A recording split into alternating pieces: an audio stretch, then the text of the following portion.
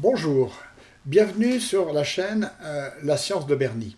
Je vais vous présenter sur cette chaîne une série de vidéoconférences qui traitent d'un peu de physique pour comprendre le monde moderne. C'est la saison 2, sachant qu'il y a une saison 1 qui est beaucoup plus générale et plus simple peut-être. Ici, je vais me spécialiser sur la mécanique quantique. En effet, les grands domaines de la physique peuvent se différencier à partir de simplement deux paramètres. D'une part, la vitesse, ou plutôt l'énergie, des objets que l'on traite, et d'autre part, leur taille. Jusqu'à la fin du XIXe siècle, on a fait de ce qu'on appelle la mécanique classique, qui a traité des objets qui étaient finalement d'énergie faible, de vitesse très faible devant la vitesse de la lumière, et des objets qui, en gros, étaient liés à la taille humaine. À l'issue de cette période classique, qui était très riche et qui a donné la civilisation industrielle du début du XXe siècle, deux nouvelles sciences sont apparues. D'une part, la relativité restreinte et générale, auquel on attache souvent le nom d'Einstein, qui s'est intéressé à la physique des objets qui sont à des vitesses proches de la vitesse de la lumière ou à des vitesses égales à la vitesse de la lumière. Dans les années 1920, est née la mécanique quantique qui, elle, s'est attachée à l'étude des objets infiniment petits, beaucoup plus petits que ceux qu'on a l'habitude de traiter, et que l'on avait découvert progressivement, notamment à partir de la radioactivité de Becquerel et à partir de l'étude, par exemple, du mouvement brownien. Mais il a fallu attendre les années 30 puis 50 pour qu'on commence à essayer d'aborder la physique des objets de très grande énergie, notamment liés à l'apparition des accélérateurs de particules, et tout en restant quantique. La théorie la plus aboutie est la théorie quantique des champs, qui aboutit à ce que l'on appelle le modèle standard de la physique des particules, qui fournit une description assez unifiée de tous les éléments qui composent notre univers. En revanche, il y a toujours un problème ouvert, c'est que ce mariage-là n'est pas un mariage complet et on n'a pas encore réussi à élaborer une vraie théorie qui serait à la fois quantique et à la fois relativiste. C'est l'objet d'intenses recherches de centaines de chercheurs depuis des dizaines d'années. Et donc, je ne l'aborderai pas, sauf à la fin du cours, pour mentionner les problèmes qu'il se propose de résoudre.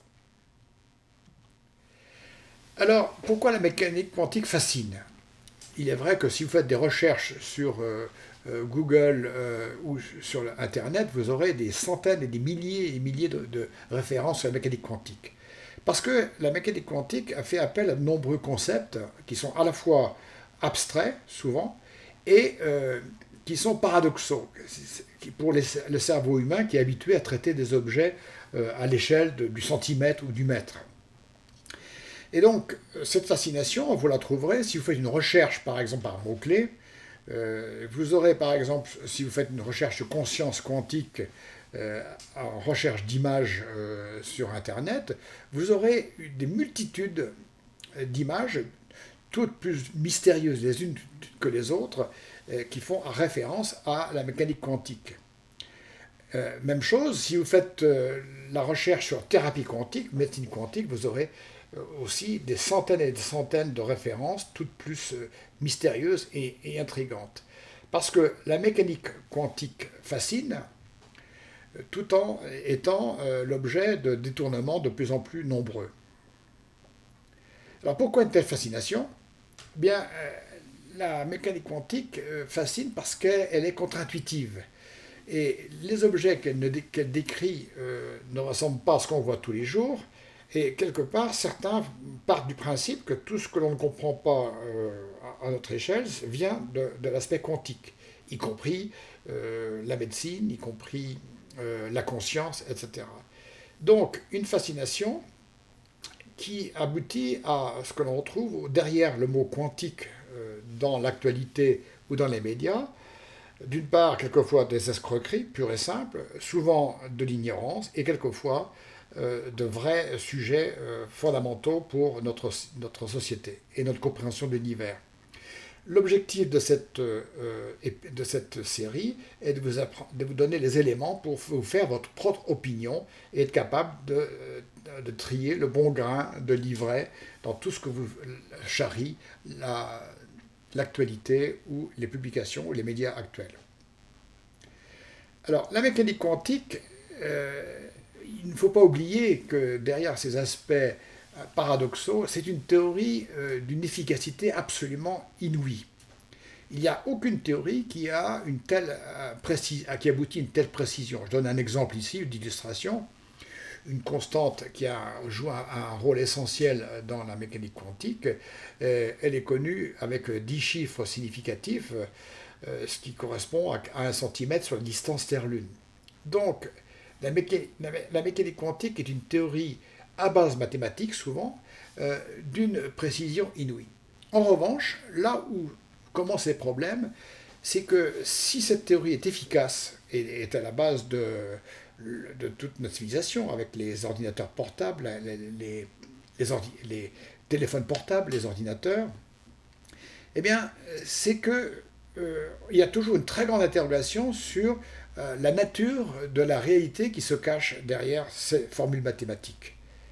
Et là commence un débat qui dure depuis un siècle pour essayer d'interpréter la mécanique quantique en disant qu'est-ce que c'est que nous dit de la réalité cette théorie mathématique.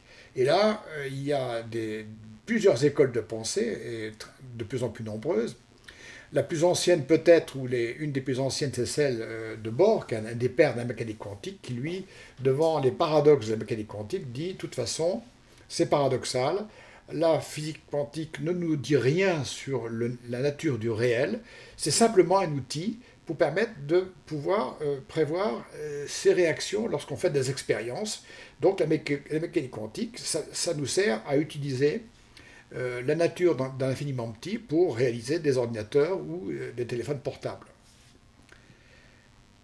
D'autres, autour d'Einstein et David Bohm, est un des plus récents porteurs de cette idée-là, étaient très insatisfaits de cette formule-là et se posent toujours la question de savoir ce que la mécanique quantique, qui est très efficace, c'est une théorie qui est incomplète parce que si elle a un côté paradoxal, c'est que quelque part on oublie des paramètres ou des variables dans la description de la nature et que si un jour on découvre ces nouvelles grandes théories qui englobera la mécanique quantique, les paradoxes disparaîtront. Il y a d'autres formulations, d'autres encore plus ésotériques, encore plus extraordinaires, comme par exemple la théorie des univers multiples, que j'aborderai vers la fin du cours, et beaucoup d'autres. Donc, la mécanique quantique est une théorie scientifique d'une extraordinaire efficacité, qui est à la base de notre civilisation industrielle et plutôt notre civilisation d'information, mais qui pose énormément de questions quant à l'interprétation qu'on peut en faire et quant à la réalité de ce qu'elle nous décrit.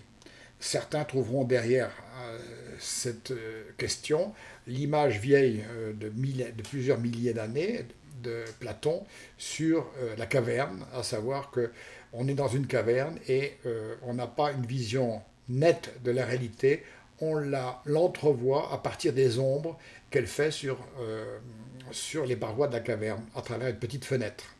Alors, la mécanique quantique, est-ce que c'est une petite fenêtre sur un monde inconnu, ou est-ce qu'au contraire, doit-on, comme certains de plus en plus l'admettent, admettre que, par définition, le réel est inatteignable et paradoxal?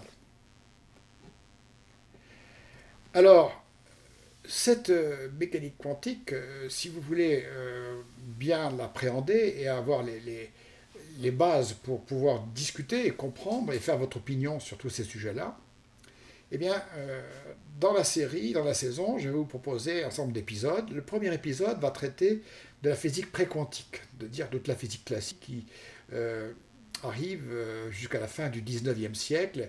Et parce que la mécanique quantique n'est pas née de rien, quelque part, elle est née des problèmes et des insuffisances de la physique classique, et elle se construit à partir de la physique classique. L'épisode 2 va attaquer un problème de fond que l'on résume souvent par le problème de la dualité onde-corpuscule, à savoir la description des objets de la physique, d'une part par la physique classique, et par opposition et par complémentarité, la façon dont la mécanique quantique décrit les objets de la nature. C'est l'épisode 2. L'épisode 3 sera intermédiaire pour donner un petit peu quelques idées. On va partir de modèles faits un peu à la main, un peu bricolés, et déjà qui vont vous permettre d'aborder des effets comme les atomes, l'effet tunnel, et appréhender la nature de la lumière. L'épisode 4, lui, va commencer à rentrer dans le dur, j'allais dire, de la mécanique quantique, puisqu'il s'agit de calculer effectivement la fonction d'onde, dont on verra quel est l'outil de base pour étudier les objets quantiques, et avec une équation qui est l'équation de Schrödinger, qui est la plus connue et la plus utilisée, la plus étudiée peut-être. C'est l'objet de l'épisode 4a. Pour les mordus, ceux qui aiment bien les calculs, qui n'ont pas peur un peu des maths, eh bien, ils iront voir l'épisode 4b, on va dans le détail d'autres fonctions d'onde. L'épisode 4 traite des particules quantiques isolées, plutôt isolées. L'épisode 5 va maintenant traiter des particules quantiques qui sont assemblées, qui sont en système.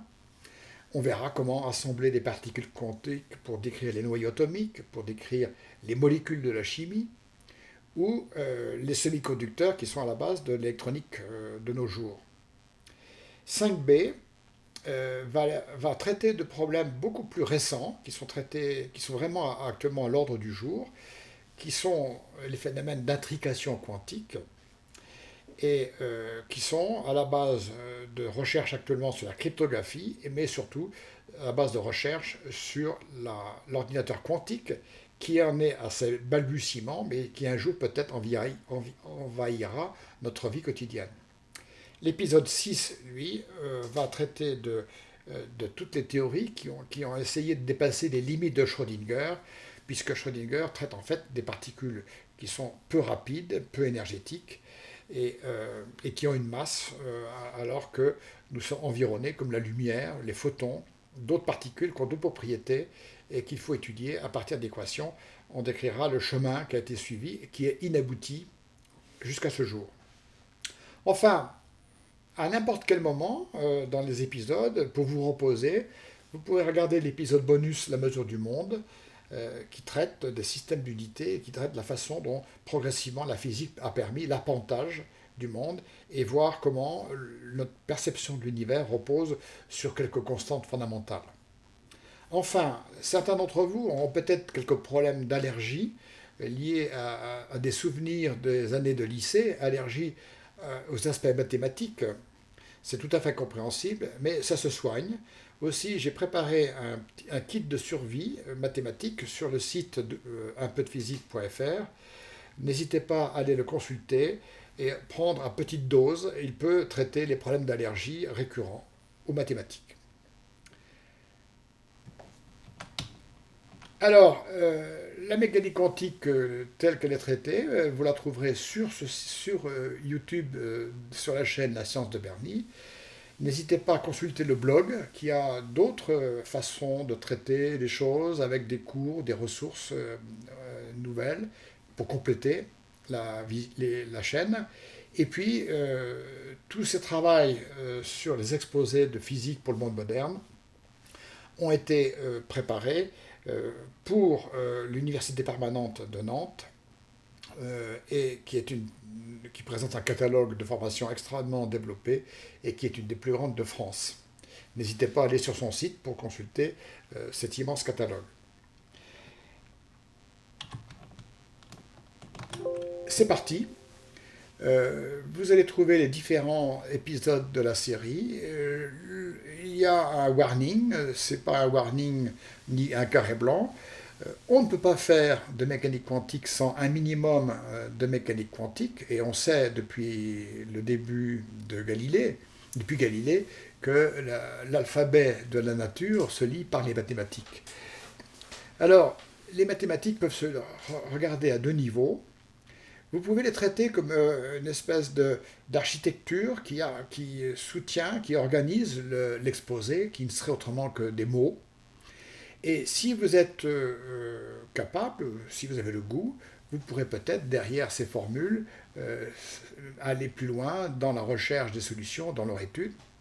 Mais j'essaierai de vous montrer comment ces formules-là sont des outils pour décrire l'univers.